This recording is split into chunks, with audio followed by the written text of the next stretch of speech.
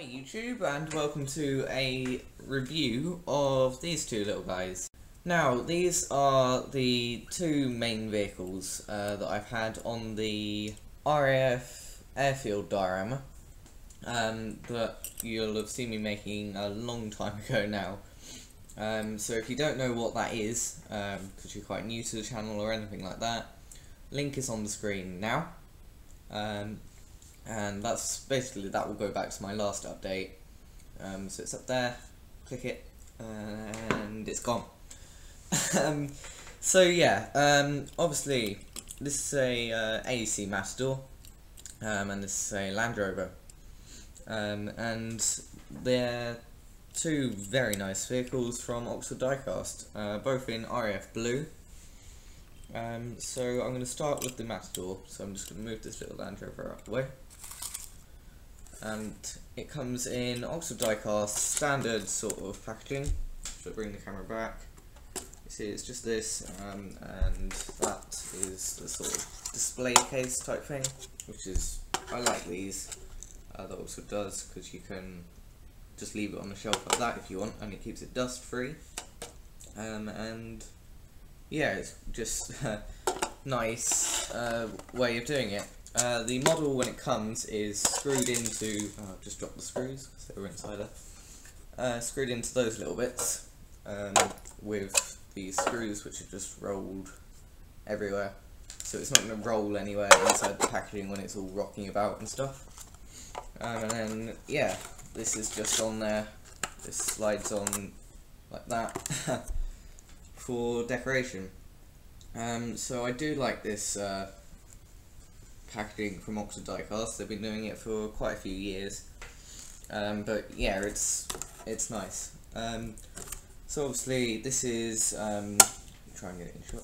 This is Oxford Military, being a military RAF vehicle, and you can see there scale 176 and all the other normal stuff. On the back it's got a sort of, I don't know, it's not really descriptive for the model because they have one packaging for everything, which that's one bit I don't like. There's a nice picture of the American forces there, which I don't think they actually had Matdors. Oh yeah, they did. What am I on about? Of course they did. Anyway, in that picture there are no Matdors, that's why I'm saying that. Mine's going funny. So yeah, it's just a sort of blurb thing looking at nostalgic journey, looking at some of the land-based vehicles used on the forefront of action with our armed forces, both home and abroad. So that's sort of a blurb for that range, for the Oxford military range. Anyway, so onto the model, and the camera is finding it hard to pick up because it's such a dark colour, but as you can see it's very, very glossy. So you could weather this up and stuff, but it's basically as came out of the factory finish. But I think they've captured the whole sort of look of a Matdor, as with all of their Matdor models, extremely nicely.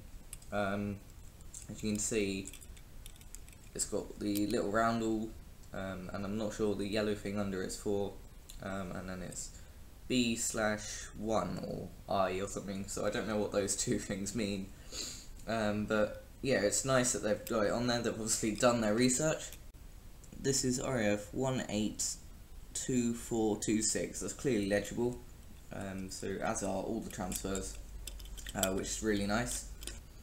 You've got the two little headlights there, and if you go, just turn it on its side there, you can see the little ridges in this sort of front bumper, which isn't really a bumper, and that's sort of a suspension for the well, hook type winch thing on the front, so it's really nicely captured that as well. So we'll just move around to the side. You can see the little window in the back, and this is basically just a flatbed, which will be used around the airfield to move things about. Those of you who know my channel will know that I quite often have this sort of wheel on the back, which is sort of an old rusty Lancaster wheel or something like that. So that's sat on there for a long time. But yeah, so This is the only plastic part on the model, apart from the wheels, obviously, which are rubber. Well, they're sort of plasticky rubber, which is quite hard.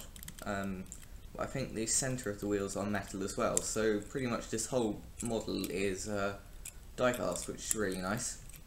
But yeah, obviously it's nice, well, it's easier for them, not nice, it's easier for them to put plastic on here, and it keeps the cost of the model down, so I'm not complaining. So yeah, there's a sort of shutter thing where stuff can be stored on the back, and then we have another roundel, another B/1 on the sides here, no yellow circle thing, and again the same sort of bumper thing on the back. So underneath, they've done sort of some of the mechanical details. I think that's the fuel tank there, and then there's some sort of air tank on the other side. We've got the exhaust going all the way through. Obviously nothing here is separately fitted, the whole thing is die-cast. And as you can see there, where I'm just above my thumb, that's actually the side of the exhaust. So when you look at it from here, it looks pretty good. It looks like the exhaust is all done properly, but if you actually look at it, it's basically just a really long sort of bulge that comes out. So that's not brilliant, but it's okay, because you know, when you're looking at it here, the lowest angle you're really ever going to look at it is sort of this, and you don't notice it. So they didn't really need to add any mechanics at all, so that's really good that they have. You can see there they've got Oxford moulded in it, and then there's two holes here where my thumb is and here, and that's how it screws down into the packaging. So this whole model was $11.95, and I picked it up in the Northampton model shop, which is where I am in the world. So yeah, it's a really good price, I think. It's sort of, that's the rough average price. I've got other Matdors and stuff which I have found cheaper, they were on clearance and stuff. But $11.95 for this, yeah, that's pretty good. Well, that's not good, but it's not bad, so I'm fine with that. And yeah, I think it's a really nice addition to any sort of RAF airfield. So if we move on now to the Landrover. Now I'm not sure which series of Landrover this is, but basically how I got this model is I came across it in the model shop, and I just fell in love with it. I love Land Rovers, and this was the perfect thing for my little diorama, and yeah, I loved it. So here it is, and as you can see, it's really nicely detailed. So we'll start at the front, and I can't really bring it closer than this because that's as close as the camera wants to focus, but you can see it's just about legible. The badge on the front that says Landrover. We've then got another roundel on this side, and then we've got a number plate on this side, which is nice. That's something the Matdor doesn't have, because obviously the Matdor would never go out of the airfield, whereas occasionally I'm not sure for what, but obviously the Landrover would, and that's why they have a Landrover. They need the Matdor just for moving stuff around in the airfield, whereas this is for moving people from place to place. So unless it was a massive airfield, this wouldn't be needed. Anyway, so back to the front. The headlights are sort of the same colour as the grille, because I think they're behind the grille or something, which is what they're trying to replicate, because the sort of mesh pattern goes over them. But you can see two lumps in the middle, which are basically the headlights. So that's the only sort of downside I have. With the front bumper, which is, again, that's super. I just love that coming out. That's really nicely captured, and that is plastic. And I think, yeah, the whole chassis of this is plastic, which is, I don't know, different, because the top is also plastic. So the only sort of die-cast part of this model is this middle part, which the cab, and well, yeah, just the middle part. So that's not really living up to the name Oxford Diecast, but I don't know, I don't mind too much. I just want a model that's super, and that's what this is. This is really, really nice. So we'll carry on round. You see there's quite a bit of rivet detail. You can see it in the reflection there around the bonnet. Spare wheel on the bonnet.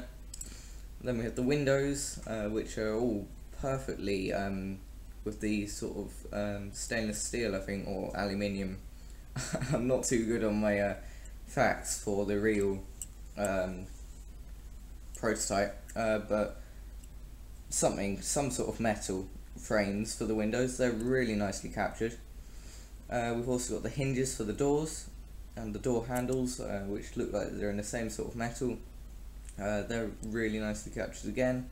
The whole livery is sort of perfect. There's no smudges or anything. So we'll just come around to the back before we go up onto the canopy.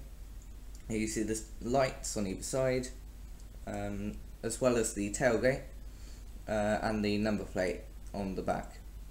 Here you can see, you can sort of tell that the back chassis part here is plastic, which that I don't like.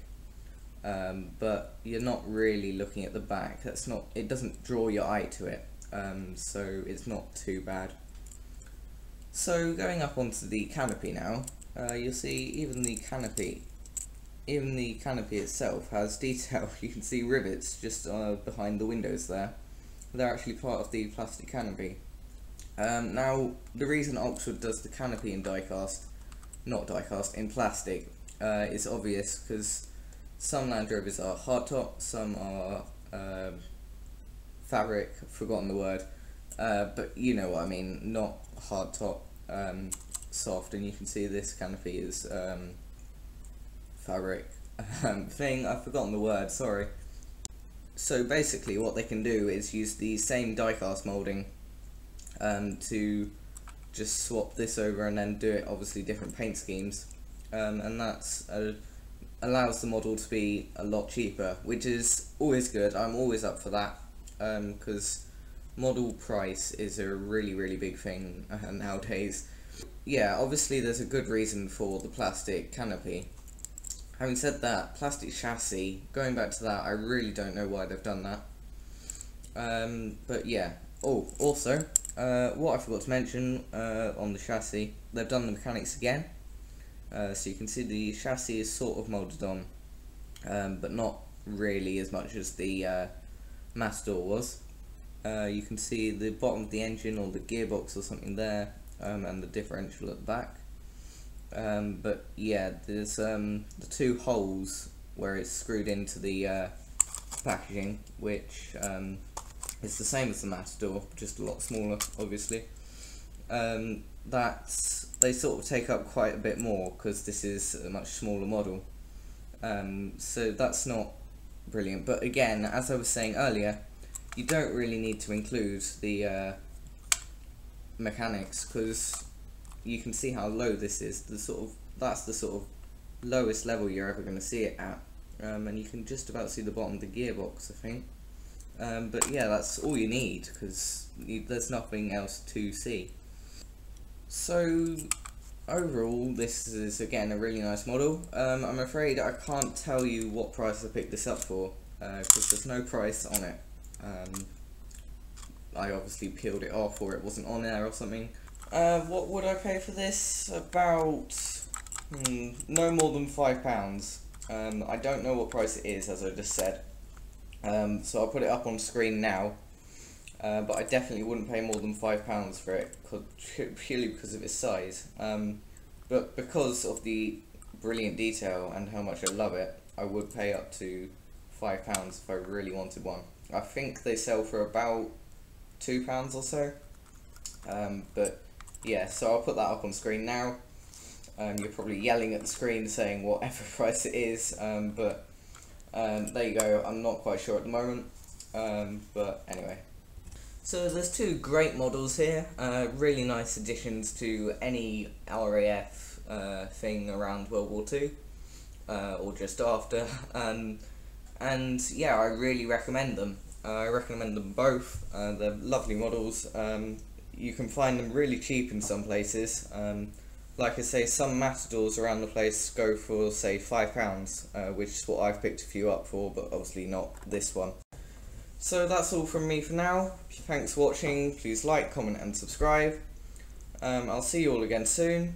Hopefully we'll be back to the quadcopter.